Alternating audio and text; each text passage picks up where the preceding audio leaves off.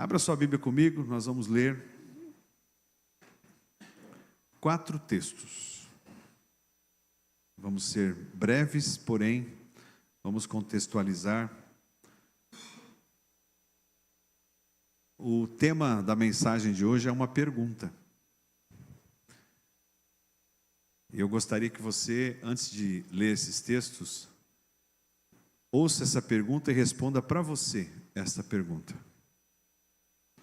Os meus planos são os planos de Deus?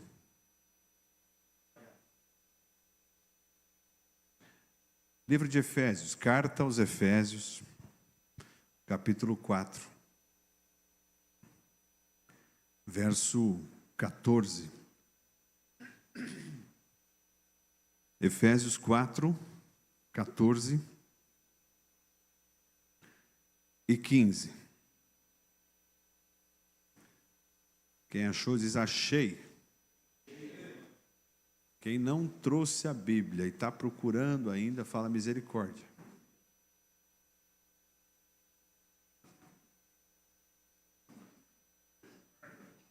Efésios 4, 14, acompanhe. Com todo o seu coração, não permita que nada tire a sua atenção. Vamos meditar nesses 2 versículos. O propósito, fala comigo o propósito. É que não sejamos mais como crianças, levados de um lado para o outro pelas ondas, e nem jogados para cá e para lá por todo o vento de doutrina, e pela astúcia e esperteza de homens que induzem ao erro. Antes, fala comigo, antes, seguimos a verdade em amor, cresçamos em tudo naquele que é a cabeça, Cristo. Quero ler novamente apenas o verso 14. O propósito é que não sejamos mais como crianças, levados de um lado para outro pelas ondas, e nem jogados para cá e para lá por todo o vento de doutrina, e pela astúcia e esperteza de homens que induzem ao erro. Guarda aí no cabide esse texto. Vamos lá para o livro do profeta Jeremias, Velho Testamento. Profeta Jeremias, o capítulo de número 29. Jeremias 29, versos 11, 12 e 13. Um texto muito conhecido, já preguei aqui sobre esse texto. Jeremias 29, profeta Jeremias 29. Se você não está achando, se ajudar, depois de Isaías e antes de Lamentações. Ajudou ou piorou? Jeremias 29, 11. Porque sou eu que conheço os planos que tenho para vocês, diz o Senhor. Planos de fazê-los prosperar e não de causar dano. Planos de dar a vocês esperança e um futuro. Então vocês clamarão a mim, virão orar a mim e eu os ouvirei. Vocês procurarão e me acharão quando me procurarem de todo o coração. Quero repetir apenas o verso 11. Porque sou eu que conheço os planos que tenho para vocês, diz o Senhor. Planos de fazê-los prosperar, não de causar dano. Planos de dar a vocês esperança e um futuro. Se você está em Jeremias, vá um pouquinho mais para o início da Bíblia, para o livro de Provérbios. Capítulo 19, verso de número 21. Provérbios 19, 21. Muitos são os planos no coração do homem, mas o que prevalece é o propósito do Senhor. Muitos são os planos no coração do homem, mas o que prevalece é o propósito do Senhor. Último texto, livro de Atos dos Apóstolos, lá, o 5º livro do Novo Testamento. Depois do Evangelho de João, você vai encontrar Atos dos Apóstolos, capítulo 9,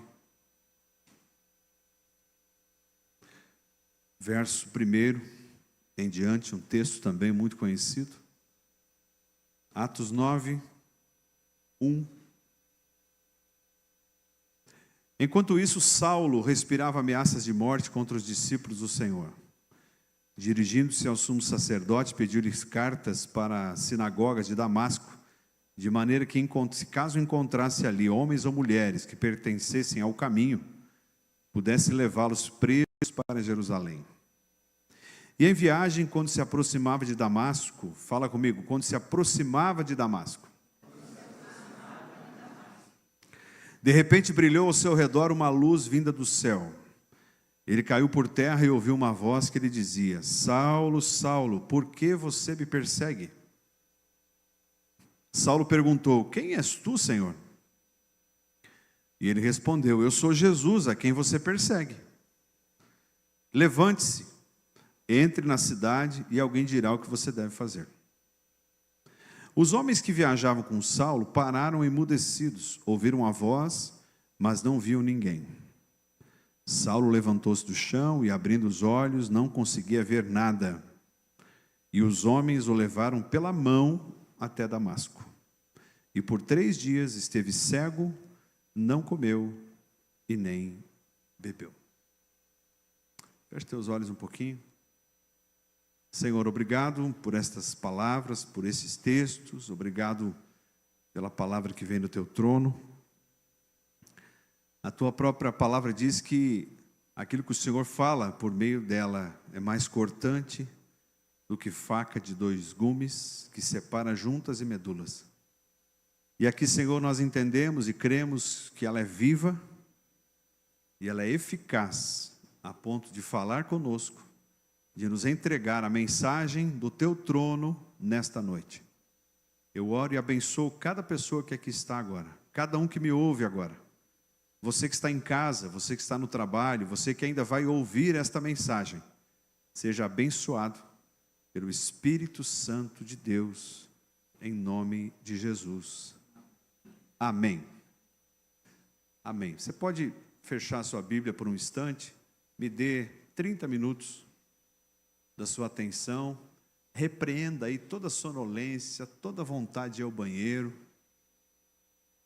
e vamos crescer juntos neste tema. Os meus planos são os planos de Deus? Veja, o primeiro texto que nós lemos, no livro de Efésios, o apóstolo Paulo está falando sobre o crescimento da igreja em conhecimento. Veja, ele diz assim que nós precisamos crescer em conhecer a palavra e em conhecer ao Senhor, para que não sejamos jogados de um lado para o outro como crianças. Hoje, coincidentemente, há uma data comercial de Dia das Crianças e nada mais além disso. Não há nada de espiritual no Dia das Crianças. Isso também não significa que você não pode dar um presente para o seu filho no Dia das Crianças. Mas a Bíblia diz que uma criança, fala comigo, uma criança, ela é facilmente jogada de um lado para o outro, assim como as ondas. Se você vai à praia, você já foi à praia, você já experimentou ficar parado num lugar que tem onda, você não consegue, a onda vai te levando. Se você tenta flutuar no lugar que tem onda, daqui a pouco você está lá longe da tua barraca, do teu guarda-sol. Então, Paulo ele usa esta analogia para dizer que o propósito de crescermos em conhecer a palavra, estarmos em comunhão, o propósito de conhecermos a presença de Deus, a vontade de Deus, o plano de Deus, é que nós deixaremos de ser como crianças. Uma criança é alguém que um adulto vem e ensina algo e ela guarda no coração. Daqui a pouco uma outra pessoa vem e ensina outra coisa, ela guarda no coração de novo. Ou seja, ela não é alguém firme, ela está sendo edificada. E até ali os 12 anos, 11 anos, 12 anos, quando a sua personalidade, o seu temperamento estão formados, ela é levada de um lado para o outro. E Paulo usa esta expressão para dizer, eu e você, cutuca aí do seu lado, fala para o teu vizinho, eu e você, não podemos ser como crianças. Nós não podemos. Porque se nós formos como crianças, em termos de conhecimento da vontade de Deus, de conhecimento da palavra, nós seremos levados de um lado para o outro. Daqui a pouco eu acredito nisso. Daqui a pouco eu acredito nisso. Daqui a pouco eu acredito nisso. Daqui a pouco eu acredito nisso. Aí você vai montando uma salada de fruta. E essa salada de fruta, ela vira o quê? Você tem dificuldade de compreender qual é o alimento de fato que está te sustentando. Porque quando você tem uma salada, uma mistura de vários alimentos, daqui a pouco você não conhece qual é o alimento verdadeiro. E Paulo está dizendo que quando eu sou levado de um lado para o outro, eu não passo de uma criança, que não tem condições de discernir as doutrinas criadas por homens. E quando são doutrinas criadas por homens, não diz respeito apenas a questões espirituais, a heresias, mas diz respeito a planos, a um plano, a um projeto, aquilo que eu acho que é a direção de Deus, e daqui a pouco quem criou aquele projeto fui eu mesmo. Daqui a pouco eu acho, veja bem, Deus falou comigo. Quem falou com você foi você mesmo. Quem falou com você foi o teu próprio coração, que é enganoso. E aí quando eu sou levado de um lado para o outro, e eu passo a acreditar, eu passo a fazer da minha vida uma vida dentro desse tipo de pensamento, quer dizer que eu ainda não estou o quê? Eu não cresci, eu sou ainda uma criança. Amém? Guarde aí no cabide. O segundo texto está dizendo o quê? Profeta Jeremias, um texto muito gostoso de se ler. Não é? Jeremias, ao mesmo tempo que ele é considerado um profeta de confronto, ele, em vários momentos, ele entrega palavras de conforto. Veja, todo confronto deve visar o conforto. Então, se você vem ao culto e o pastor te entrega uma palavra de confronto, este confronto que hoje você recebe, ele visa lá na frente gerar na tua vida um tempo de conforto. Amém? Então não fique triste quando você apanha do pastor. Não riram agora. Não fique triste quando você vem no culto e você sai doído, José. Mas hoje eu levei umas lapadas. E talvez tu vai apanhar hoje. Todos nós apanhamos. E sabe qual é o primeiro que apanha? É quem prega. O primeiro que apanha é quem prega. Porque primeiro veio Deus e prepara.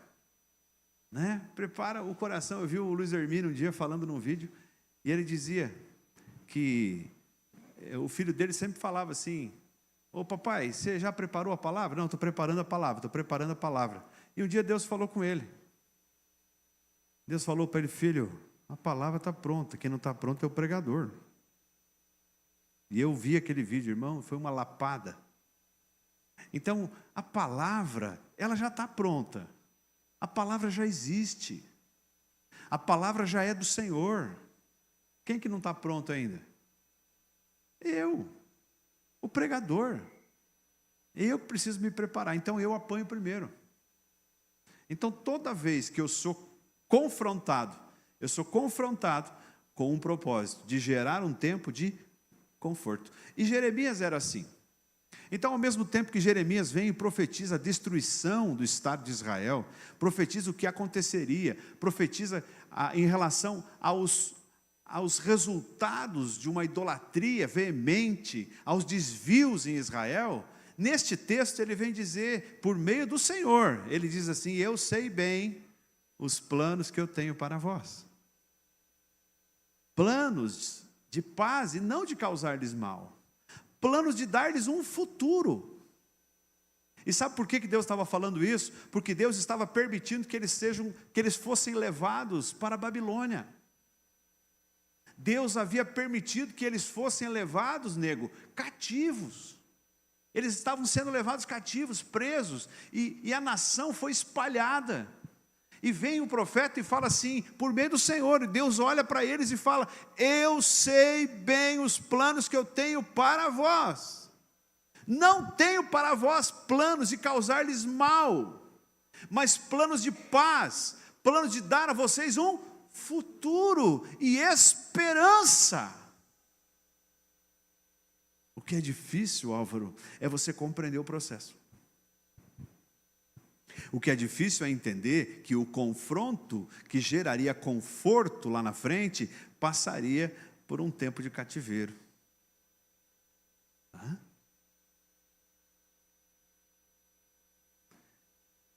O terceiro texto, o livro de Provérbios, um texto também que a gente já leu aqui.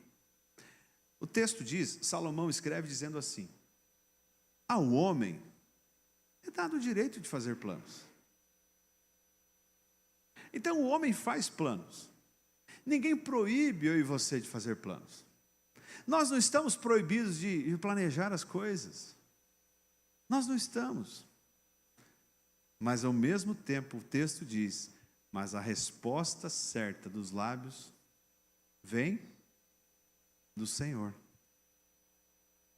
Sabe o que eu entendo? Irmão, eu já viajei tanto nesse único versículo. Às vezes a gente olha para o texto e fala assim, mas se Deus permitiu que eu planejasse, ao mesmo tempo, por que Ele está dizendo que a resposta certa dos lábios vem do Senhor? Ou seja, Ele está dizendo assim, você pode fazer o plano que você quiser, mas não esqueça que quem vai chancelar, quem vai dizer ok, quem vai dizer sim, quem vai concretizar esse plano, sou eu. Isso significa que eu e você temos o direito de planejar, só que talvez nós estejamos perdendo muito tempo.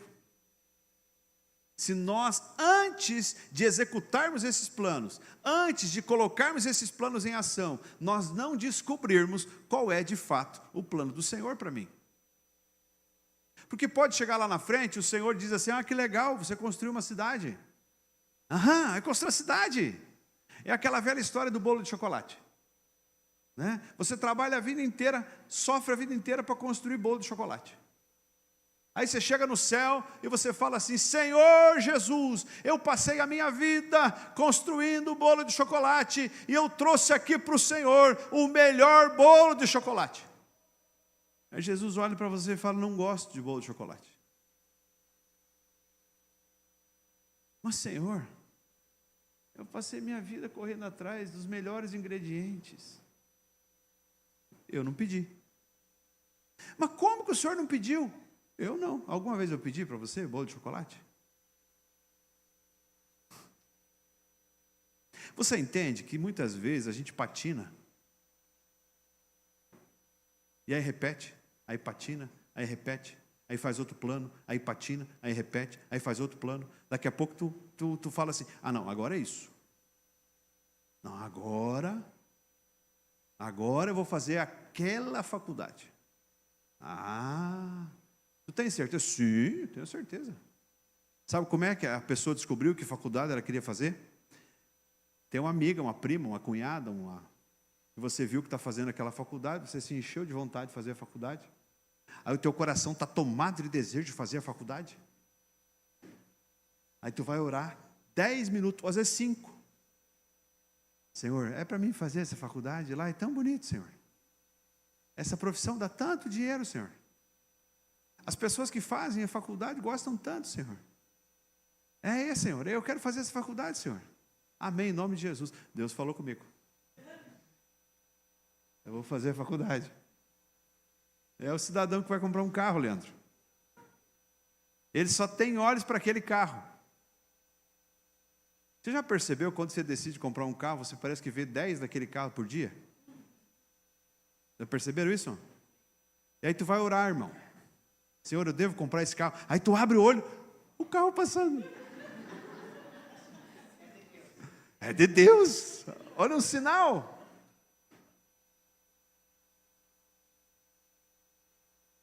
E aí tu vai, compra e se quebra. E sabe o que é pior? Às vezes vai, compra, se quebra, e vai botar a culpa em quem? Senhor, mas o Senhor não falou? O Senhor não falou aquele dia? Não vos conheço. Porque o texto diz, buscar-me-eis e me achareis. Quando? Quando me buscares de? Que coração que é enganoso? O de Deus ou o meu? De Deus ou o meu? O meu. E o que diz o texto? Buscar-me-eis e me? Quando me buscares de todo?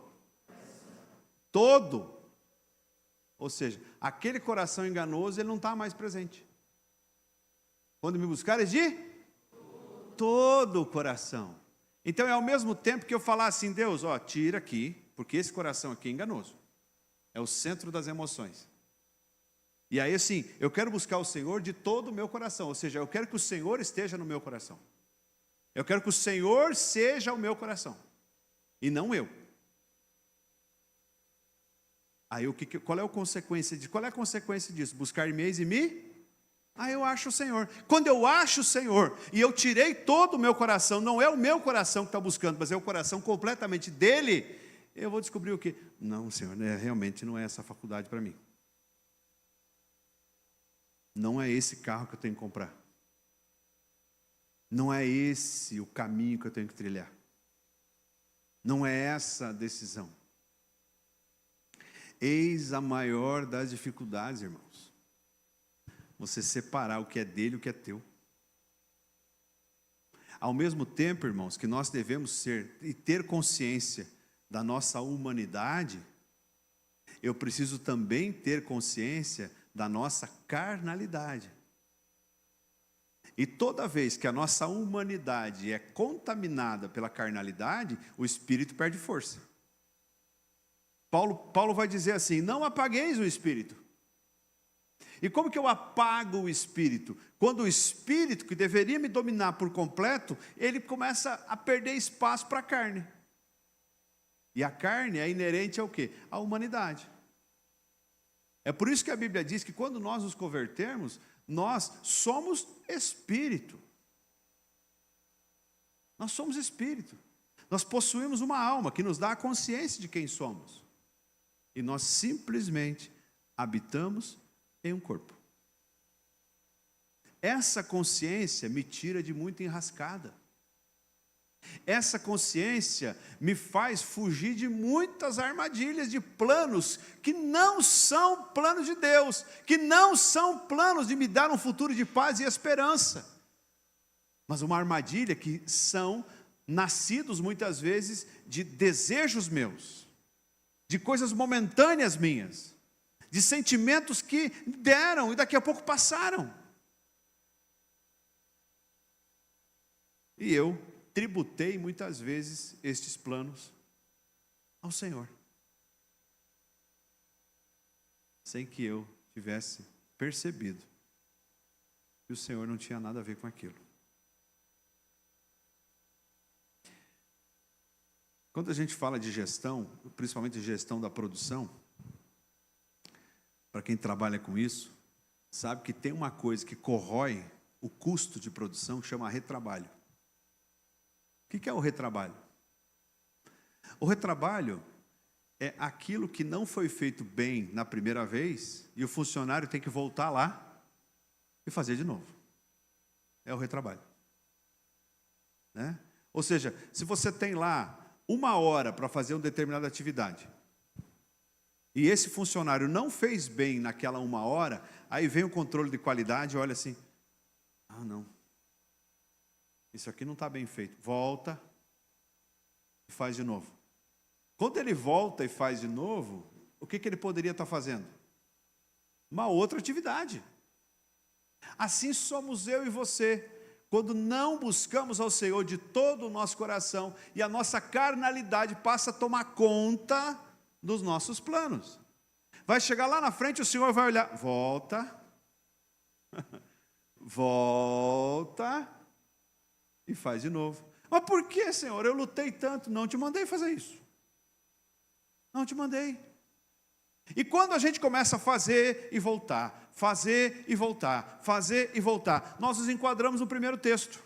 Paulo diz, para que não sejais como crianças, levados como? De um lado para outro. Daqui a pouco eu estou aqui, daqui a pouco eu estou aqui, daqui a pouco eu estou aqui, daqui a pouco eu estou aqui. E as pessoas que assim são pessoas que têm dificuldade de firmar os pés num propósito do Senhor. Irmão, tem uma máxima que a gente não deve esquecer. Não caminhe se você não tiver convicção da direção. Porque é melhor você ficar parado do que você ir e ter que voltar. Não avance, não tome decisões, não fale dos seus planos, não haja, se não houver consciência e certeza de que aquela é uma direção de Deus. Porque além de você perder o tempo de ter que voltar, você já perdeu força, já perdeu tempo, já perdeu recurso, e vai ter alguém que vai olhar e falar assim, mas você não falou que aquilo ali era a direção de Deus? Você não falou que aquilo ali foi Deus que mandou fazer? Aí tu foi lá, teve que voltar. Talvez eu esteja falando aqui para pessoas que já viveram isso. Eu mesmo, irmão, vou dizer, já vivi várias vezes isso. É aquela velha piadinha do português. Vou contar uma podre, Gerto. Né? O português, ele foi pular na piscina que não tinha água. E aí ele pulou, bateu a cabeça e gritou para o irmão dele, ó, não pula aqui que tem uma pedra. Podre essa, né? Você lembra antigamente que a gente pulava no rio? Quem tomou banho de rio aí? Aí, ó, estão tudo velho. Né? Quem tomou banho de rio não é jovem de hoje, gente. Jovem de hoje tem medo. Sabe por quê? Porque o pai não deixa. Eu mesmo não deixo minha filha tomar banho de rio. Né? Então quem tomou banho de rio, quem não pulou no rio e falou assim, ô, tem uma pedra aqui. Lembram? Aqui em Missal tinha o Passo. Lembra do Passo? Quem tomou banho no Passo lá? O Alex? Mariel, você também conheceu o Passo? Ah, que barbaridade. E ali tinha, na época de seca, a gente identificava os lugares de pedra. Então ali a gente não pulava. O que isso tem a ver com a palavra? Irmão, se você já pulou no lugar, já bateu a cabeça, já se machucou, e fica pulando ali de novo, você já deu com os burros na água, Deus já te deu sinais, tu já quebrou a cara, tu já quebrou as pernas, tu já foi humilhado. Daqui a pouco está o cidadão lá no poste, lá no cipó de novo, Antônio. Né, pulando, pá, quebrou de novo. Ah? Então a gente tem que aprender com os tombos. Caminhou sem direção de Deus, fez planos que achou que era de Deus, você estava equivocado, assuma o erro. Espera aí, gente, eu tenho que voltar, eu não posso mais caminhar por aqui não. Começou a fazer plano, aí de repente mudou. Lamsa? Já? O último texto, o texto eu diria assim que é um dos textos que mais falam comigo na Bíblia, o texto da conversão do apóstolo Paulo. O apóstolo Paulo, ele estava numa missão, fala comigo, uma missão.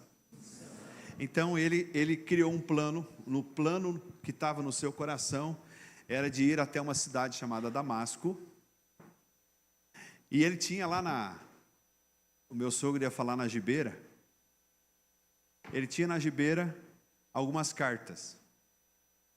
E lá naquelas cartas estava escrito aqui: está autorizado Saulo de Tarso a levarem presos todos os homens e mulheres que encontrarem defendendo o caminho. E essa palavra caminho, letra maiúscula, ou seja, o nome de Jesus. Cristãos. Todos aqueles que defendiam o nome de Jesus estavam autorizados a serem levados presos. Então fala comigo, Paulo tinha um plano.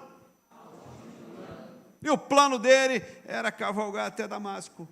Você sabe, André, quantos quilômetros dava de Jerusalém a Damasco? Aproximadamente 350, 370 quilômetros.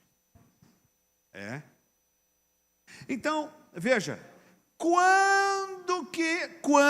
preste atenção, a Bíblia diz ali, quando Jesus apareceu para ele? Quando saiu de Jerusalém? Quando? Gente, isso tem que falar muito conosco. Preste atenção. Paulo sai de Jerusalém. Era como se fosse daqui para lá de Guarapuava. Com certeza os rios não tinham ponte. Muitos lugares não tinham estrada. Então ele levou dias e dias. Dias e dias. E quando ele estava prestes a entrar na cidade, ele vê uma luz. Ele cai por terra. Ele ouve uma voz que diz: Saulo, Saulo, por que me persegue?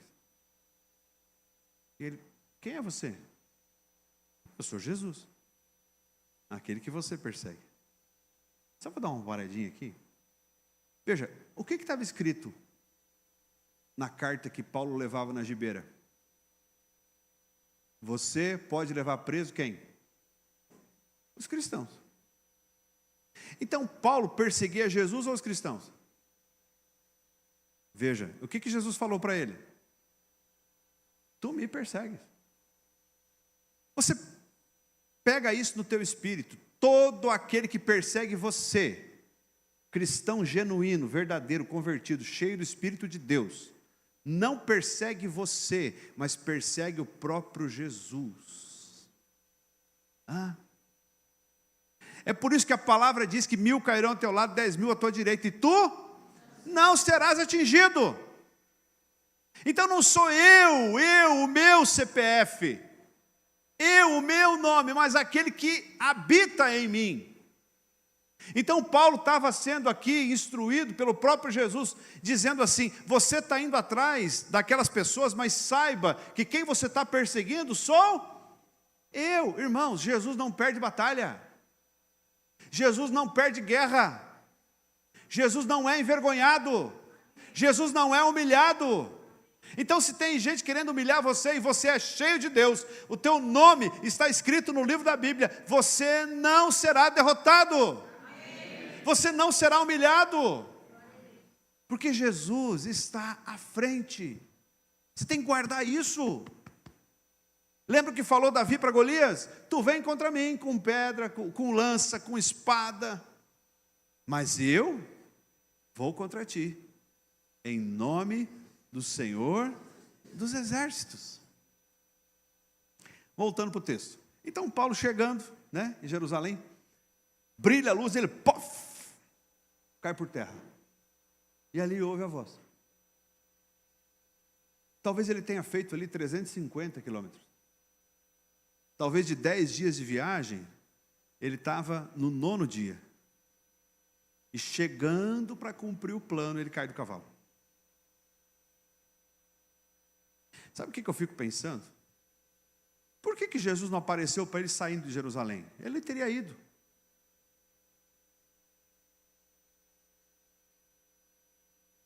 Alguém pode perguntar assim: por que Deus colocou Adão e Eva no jardim? E por que deu a eles a capacidade de pecar e não pecar? Por que talvez Paulo não recebeu a instrução de Jesus logo no início? Isso tem a ver com a nossa vida. Eu e você podemos estar cavalgando por uma direção, por um plano, que não tem nada a ver com o plano de Deus. E o quanto antes nós acordarmos para isso, antes nós podemos parar a viagem e voltar, realinhar o nosso propósito e seguir de acordo com o plano de Deus. Deus aplica ali, na vida de Saulo, aquilo que Salomão escreve em Provérbios. Ao homem é dado o direito de fazer planos. Mas esses planos só vão se cumprir se o Senhor confirmar. O plano de Deus não era para que aqueles cristãos fossem levados presos. Pelo contrário, o plano de Deus era para que Saulo fosse transformado num instrumento poderoso, para que Saulo soubesse o quão importante é sofrer pelo nome dele. Jesus vai falar isso a Ananias depois.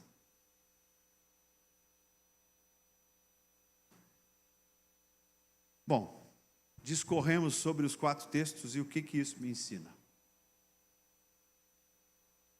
Fazer planos faz parte da natureza humana. E eu não estou aqui para ser hipócrita a ponto de dizer que eu e você não vamos fazer planos nunca mais. Nós devemos fazer.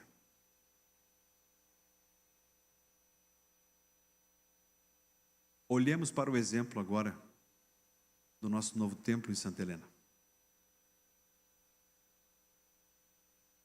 Desde 2018, 7 anos se passaram que o povo de Santa Helena vem para Missal.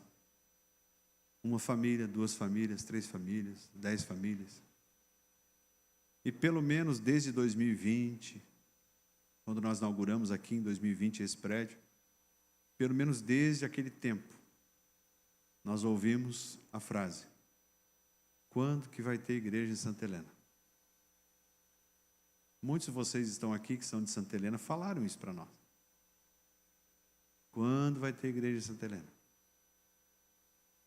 Quando vai ter igreja em Santa Helena? E nós respondíamos sempre a mesma frase: esse plano não é nosso, esse plano é do Senhor. E até agora, até há menos de 2 meses atrás, nós não tínhamos essa convicção. Nós tínhamos feito planos? Sim. Mas a resposta dos lábios do Senhor dizia: ainda não. Eu não estou aqui também para dizer que nós não erramos, ou que não vamos errar nunca. Mas estou aqui para confortar o teu coração e dizer: não tenha medo de esperar no Senhor. Não tenha medo de depositar nele a confiança. Tenha medo de se precipitar ao falar. Porque quando você fala de um plano, você tem que puxar tudo de volta depois. Quando você fala de um plano, você tem que puxar de volta. E às vezes quando a gente puxa de volta, e eu já fiz isso, irmão, e é duro isso. Aí quando você puxa de volta, você tem que começar a arrumar a justificativa. Mas por quê? Sabe o que é, irmão? É o seguinte: subiu muito o juro. Não tem nada a ver com o juro. Foi Deus que Schneider. Foi Deus que... Né? Ah, não, sabe o que é? Eu queria fazer lá, queria construir lá aquela casa lá, ó. Mas veja bem o juro que está agora, o financiamento. Aí tu ficou 1 ano mostrando projeto, falando de casa, mostrando projeto, falando de casa. E aqui não tinha nada a ver com o coração de Deus. Quem se precipita ao falar, vai ter que corrigir o que falou. É por isso que Tiago diz assim: estejais prontos para e tardio para falar. Então, eu posso continuar fazendo plano. Você sabe que a gente já ouviu? Não estou aqui também dizendo que já existiu na tua vida. A gente já ouviu de casais: pastor, no ano que vem nós vamos engravidar.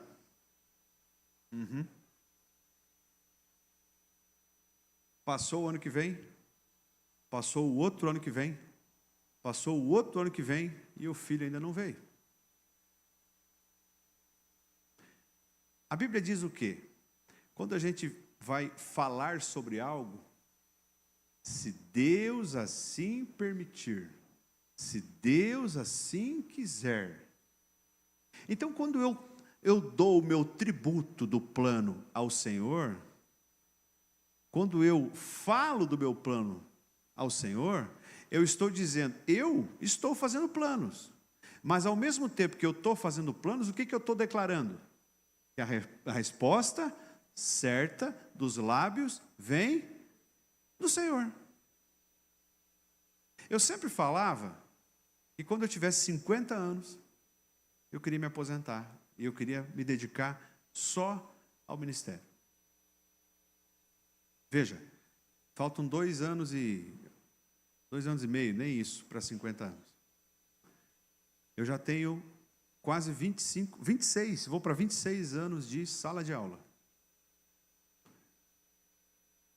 No ano de 2013, depois 2015 de novo, mudou a Previdência. E a Previdência hoje diz o quê? 65 anos de idade. Ou seja, eu tenho que trabalhar mais 17. Eu fiz planos. Fiz ou não fiz? Fiz. E hoje eu tenho que olhar e dizer, Senhor, eu vou trabalhar até os 65. E nós precisamos ter consciência de que não é errado. Mas quando nós buscamos de todo o nosso coração o Senhor, esses planos não dão certos, nós não nos frustramos.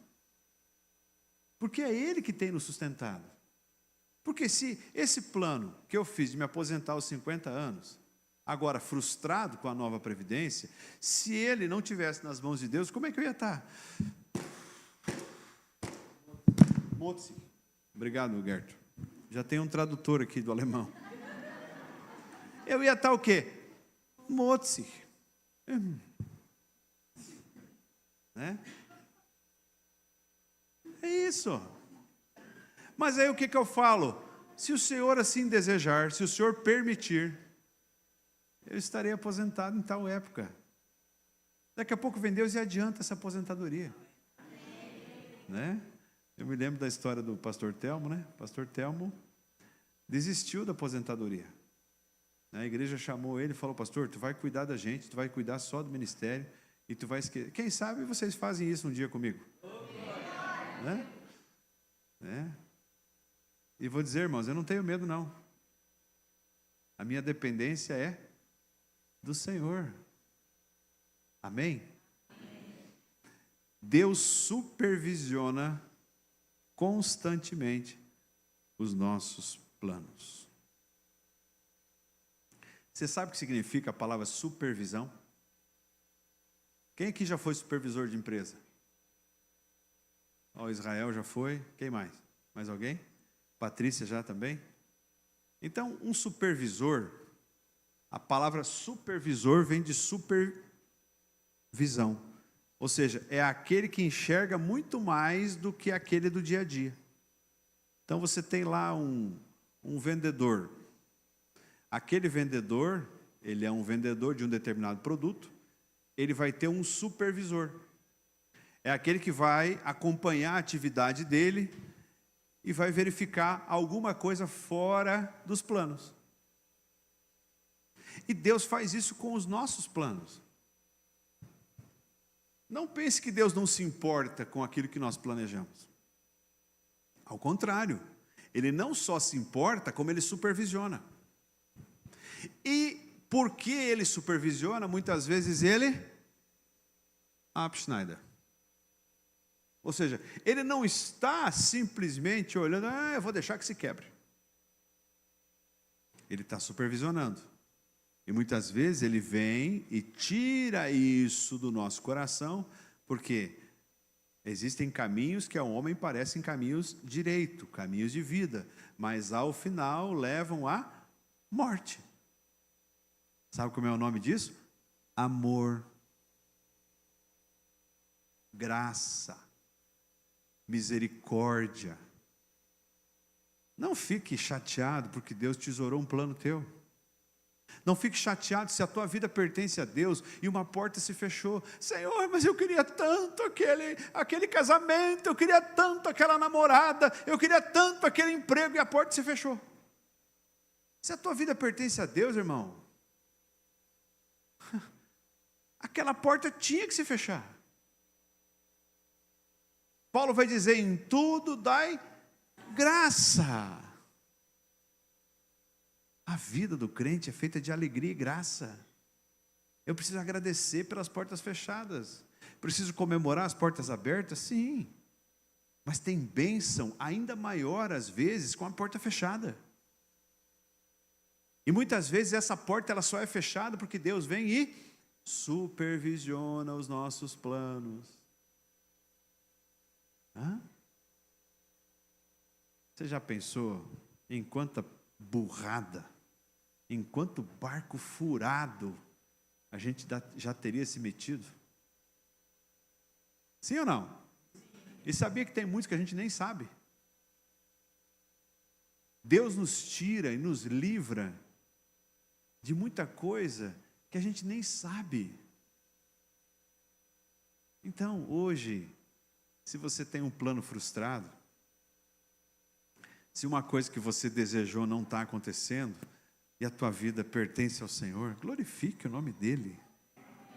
Ele tem cuidado de você, em nome de Jesus. Mas aí, eu já estou indo para o final, aleluia, glória a Deus.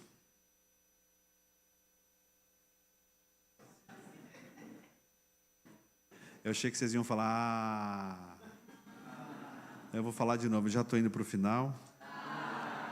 Eu sei que queriam que eu falasse mais, mas... A pergunta que não quer calar. Pastor, como saber se o plano é meu ou do Senhor? Como saber? Primeiro quero dizer para você que eu não estou aqui para vender fórmula mágica. Não sou um adivinho, não sou vidente, mas eu quero dizer a vocês que existem alguns caminhos que a gente pode observar para saber se o plano que eu estou fazendo é meu ou é do Senhor. Se você tiver interesse em pegar isso no teu espírito, pegue. Primeiro, buscando Ele de todo o coração. Eu vou repetir o que eu falei no início. Quando nós conseguimos discernir entre o meu e o dele, aquele que começa a entrar no coração que é meu, eu começo a rejeitar e eu começo a substituir por aquilo que é dele. E eu começo a gerar um coração dele, e o meu coração que é enganoso, ele vai perdendo força. Perdendo força, perdendo força, perdendo força. O meu coração que é enganoso vive da carne. Mas o coração de Deus, que é puro e reto, vive do Espírito. Então, uma dica. Tem um instrumento poderoso que faz isso ser otimizado. Esse instrumento chamado jejum. O jejum tem uma falácia sobre o jejum. Falácia é o quê? É algo que ensinam parecendo que é verdade, mas na verdade é mentira. Uma falácia sobre o jejum. Muita gente fala assim, eu vou jejuar pela saúde do Marcelo. Você vai jejuar para que você tenha o coração quebrantado a ponto de poder interceder mais pela saúde do Marcelo. O jejum não muda Deus. Deus continua sendo Deus. Deus continua no trono. O túmulo continua vazio e o trono continua ocupado. Então não é o meu jejum que vai mudar Deus. O jejum vai mudar quem? Eu. Então quando eu passo a ter maior sensibilidade espiritual em função do jejum, porque quando eu jejuo, quem que se enfraquece? A carne. Então eu vou enfraquecendo a carne, aquele coração que é enganoso vive de quê? De carne. Então eu passo a ficar fraco. E o espírito começa a se fortalecer. Daqui a pouco eu começo a entender coisas que eu não entendia. Não porque a palavra não estava dizendo, é porque a minha vontade estava prevalecendo. É porque a voz que eu queria ouvir estava prevalecendo. Daqui a pouco, se eu tenho uma prática de jejum, eu venho para o culto e o pastor entrega uma feijoada, e ao invés de sair motzi, sair bravo com o pastor, eu vou glorificar o nome dele, porque Deus começa a falar comigo, eu estou quebrantado. Agora, quem não se preocupa com esse quebrantamento, ele tem o coração totalmente dele? Não, o coração é de carne. O coração meu é enganoso.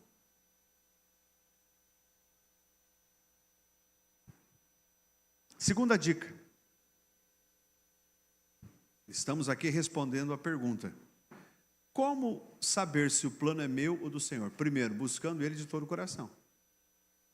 E para isso o coração tem que ser todo dele. Segunda dica: tendo consciência de que Deus não é inconstante.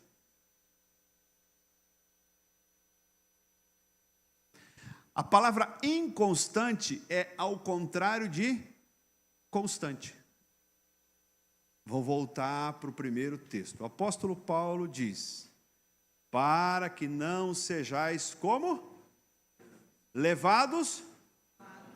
Uma hora está aqui, uma hora está aqui. Uma hora está aqui, uma hora está lá. Uma criança espiritual que faz isso, ela é constante ou inconstante? Inconstante. Ou seja, ela não tem firmeza. E Paulo está dizendo que quando eu conheço, quando eu tenho intimidade, quando eu sou ligado na palavra, eu deixo de ser inconstante. Eu passo a ser constante. Assim como Deus é. Então, se eu tenho consciência de que a inconstância, ela não vem de Deus, mas Deus, ele tem um prumo, ele tem um rumo, ele tem uma direção. Todas as vezes que eu for levado a mudar de planos de maneira constante, eu me torno um ser inconstante. E quando eu me torno um ser inconstante, eu me pareço como quem? Como criança. Eu sou imaturo. E a própria Bíblia diz que uma criança não é digna de herança. Pegou isso no teu espírito? Quando eu vigio em relação a isso, eu estou evitando muitos problemas. Terceira dica: evitar comportamentos infantis. Para quem tem criança em casa, ou já teve criança em casa, sabe que existem alguns comportamentos que são naturais de uma criança. Naturais. Uma criança, ela muitas vezes é birrenta. Uma criança muitas vezes tem dificuldade de dividir as coisas. Você vai ter que ir lá exemplificar isso. Uma criança muitas vezes ela tem vontade de comer coisas que ela não deveria comer. Porque ela ainda não tem consciência daquilo que pode, daquilo que não pode, daquilo que deve. Uma criança muitas vezes não tem noção de quantidade. Já perceberam que se você deixar uma criança se servir, daqui a pouco ela colocou lá uma montanha de arroz no prato, ela não tem noção de quantidade. Uma criança muitas vezes não tem noção de perigo, não é? Quando você vai comprar um brinquedo, muitas vezes vem escrito no brinquedo lá, ó, esse brinquedo só pode ser usado com a supervisão de um adulto. Veja. Então, quando eu começo a identificar comportamentos infantis no meu cotidiano, no meu dia a dia, significa que eu estou como Paulo está dizendo. E se eu tenho comportamento infantil, se eu fico birrento por qualquer coisa, daqui a pouco eu não quero mais isso que eu queria tanto, Daqui a pouco eu briguei para ter alguma coisa, eu chorei para ter alguma coisa, aí quando eu tenho aquilo, está jogado num canto. Quem tem criança em casa sabe disso. Né? Ah, eu quero aquele brinquedo, eu quero aquele brinquedo, eu quero aquele brinquedo. Aí brincou 2, 3 dias e já perdeu a graça. Na verdade não queria aquele brinquedo. Achava que queria aquele brinquedo. Aí de repente já quer outro brinquedo. Quando eu discerno no espírito, no coração, quando eu consigo entender sobre a constância e principalmente quando eu afasto da minha vida os comportamentos infantis, você pode estar certo de que você vai estar muito próximo em saber se este plano que tu está fazendo é de Deus ou é teu mesmo. Você pode ficar em pé?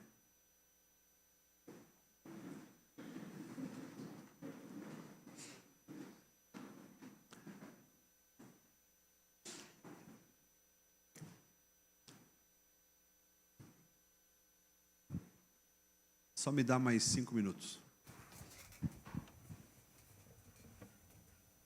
Paulo não era qualquer homem. Paulo, que depois ele mesmo diz que foi chamado a ser apóstolo, ele era um dos maiores doutores em Israel. Ele tinha cidadania romana, ele foi criado e ensinado aos pés de um mestre chamado Gamaliel. Então, se tinha uma coisa, presta atenção, se tinha uma coisa que dominava, tenho certeza, até a conversão, o coração de Paulo, era algo chamado soberba. Você concorda comigo?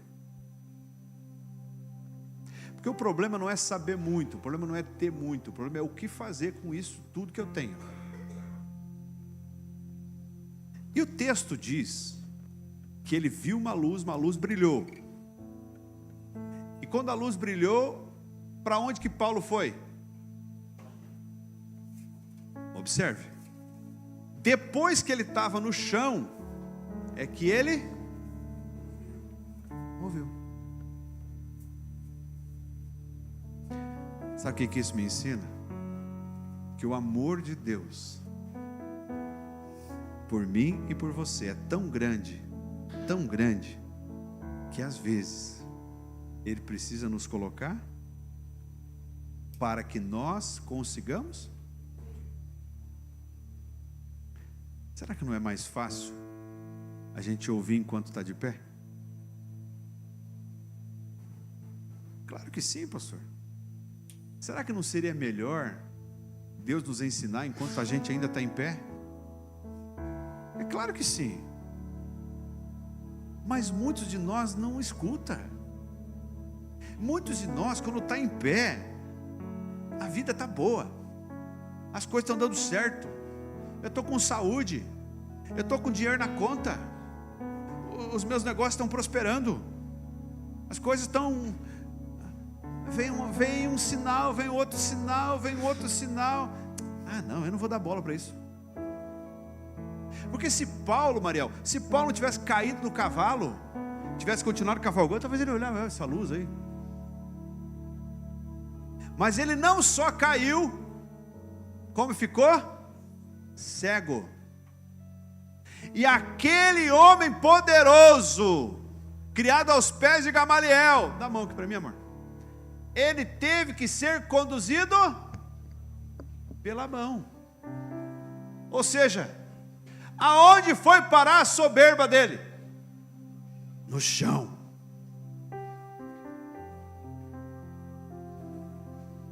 Ele foi conduzido pela mão.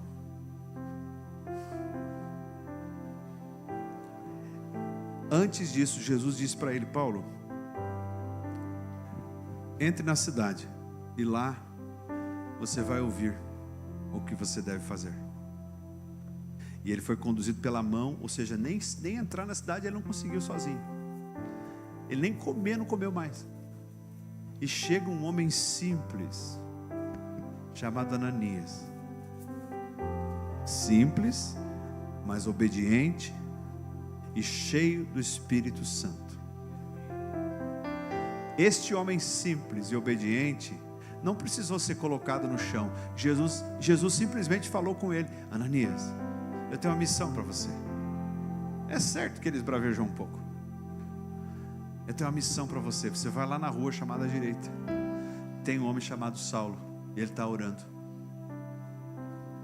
E ele numa visão, ele teve uma visão, e ele viu você chegar lá e impor as mãos sobre ele. Ele vai recuperar a vista. E Ananias vai, Stephanie, coloca a mão. Umas escamas caem dos olhos. Fala comigo, escamas. Aquelas escamas não simbolizavam apenas a visão física, mas simbolizavam um coração que não pertencia ao Senhor. Simbolizavam uma forma de enxergar as coisas que não era vinda do Senhor. A partir daquele momento ele é batizado. Ele vai começar a querer pregar, mas os discípulos levam ele embora porque já queriam matá-lo. Essa é uma outra história. Um outro dia a gente prega sobre isso. Mas eu quero concluir essa mensagem olhando para você. Se você ainda está de pé, não espere cair. Não espere ter que ser guiado pela mão para voltar para o caminho. Você está ouvindo. A palavra está falando com você. O Espírito está direcionando a tua vida. É hora de fazer um alinhamento. É hora de olhar para aquilo que Deus quer construir. É hora de repreender todo plano que não vem do Senhor. É hora de ter convicção de que os planos que Ele tem para você são planos de paz, são planos de alegria, são planos de dar-lhes um futuro. Amém? Feche teus olhos um pouquinho. Enquanto ouvimos um pouquinho do louvor, quero orar com você. Se você deseja receber uma oração, você pode vir aqui na frente. Se você tem andado frustrado, se aconteceram coisas na tua vida de maneira inconstante, se você deseja hoje se consertar diante do Senhor, se você tem colocado a culpa nos outros, enquanto a culpa é totalmente tua, talvez até culpar do Senhor, hoje é dia de conserto, hoje é dia de começar de novo. Se você deseja, abra o seu coração para o Senhor.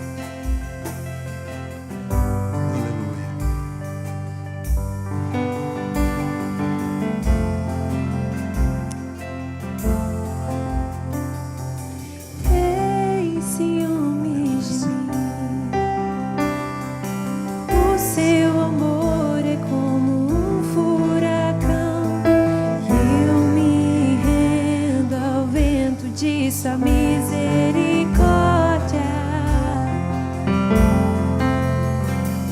Então de repente eu não vejo mais minhas aflições, eu só vejo a glória.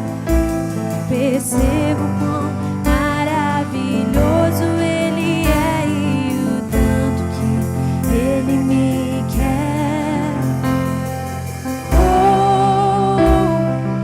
Ele me amou. Ele me ama. Ele me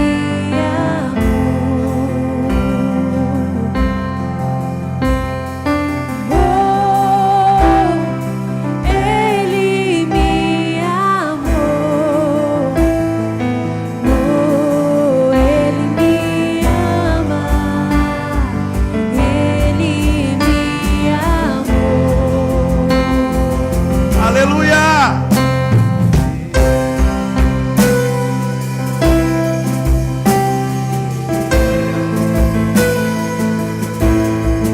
Glória a Deus!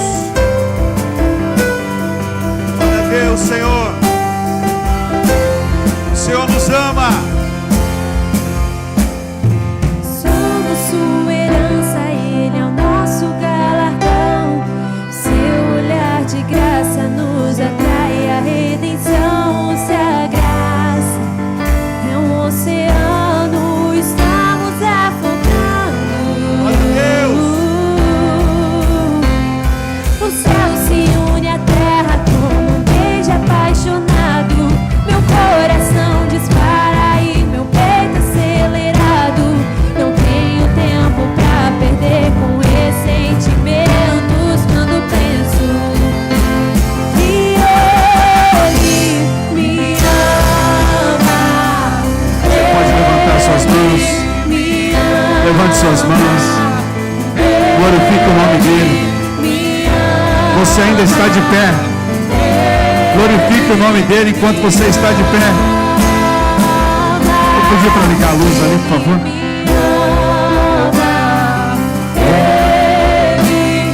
Aleluia! Glória a Deus!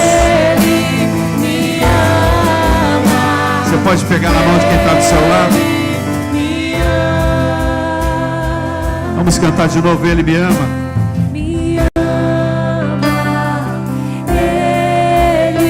Você que está em casa, você que está no trabalho, Ele te ama. Ele te ama. Não espere cair do cavalo, não espere estar no pó, não espere estar no chão. Ele está falando com você. Certifique-se que esse plano que você tem feito vem do Senhor.